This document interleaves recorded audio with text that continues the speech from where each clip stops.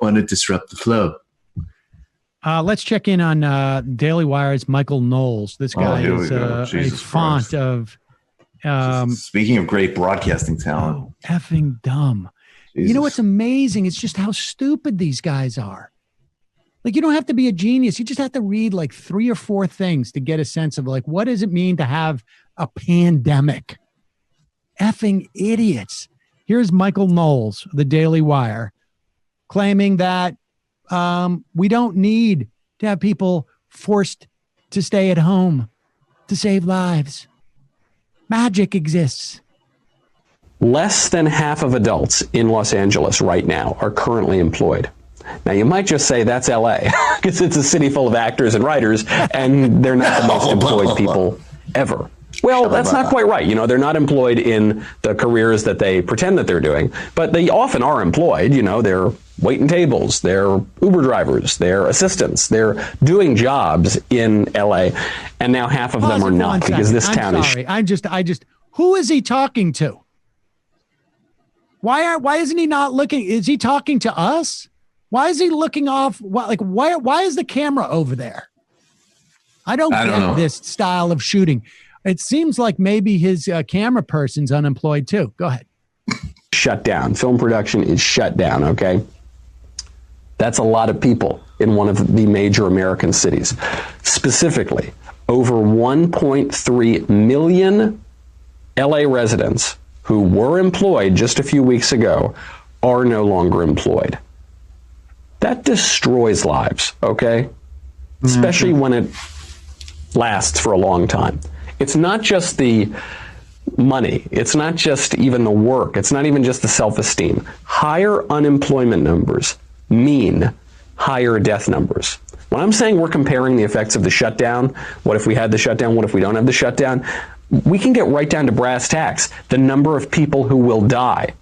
Because increasingly it is appearing that the lockdown. First off, it is true that unemployment is associated with higher mortality rates.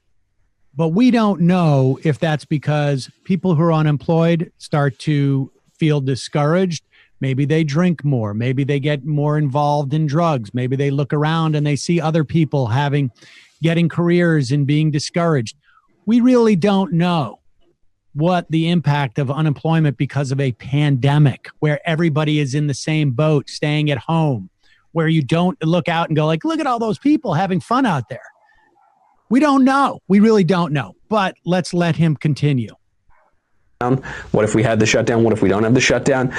We can get right down to brass tacks, the number of people who will die. Because increasingly it is appearing that the lockdowns are not saving any lives. Because with or without the lockdowns, people who are frail and older can just stay home. They don't have to go out. So wait a second. So if you're frail and older, you don't have to go out. You have to have no contact with people. Presumably that's also maybe could be associated with higher death rates too, just like unemployment. But the idea that the lockdowns are not saving any lives is just, I mean, it's laughable. It's insanity. It's total insanity. Even just historically, reading about other pandemics, in some ways it's terrifying how little has changed, but it's like, what did people do? They stayed inside. Yeah. They distanced from each other. Like, this is just what you do. This is how you don't have the hospital system in New York completely collapse on itself. Also, I mean, whatever, it's a broken record. But it always has to be said that this is the most solvable problem in the world. Give everybody $2,000 a month, suspend rent, take care of other basic necessities, and everybody can have food and shelter and wait it out. And I have no doubt that most people would be extremely emotionally satisfied to play their part in combating this, not risk their lives themselves, and eat and take care of their families. This is really not that complicated. I'm going to read a clip from Joe Wiesenthal's email thing. He is the, I think he's the editor at Bloomberg Business. Mm-hmm.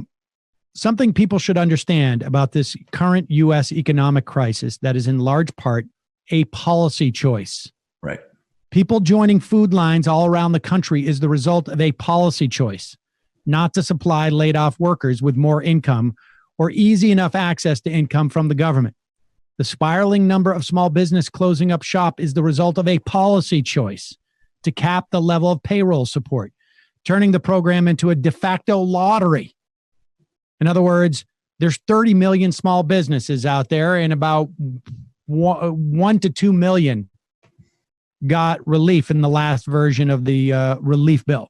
The wave of state and local austerity we're already seeing, Los Angeles is the latest, they're talking about major budget cuts, same with New York, is due to a policy choice not to include ample money for municipal funding in any of the emergency spending bills that we've seen so far.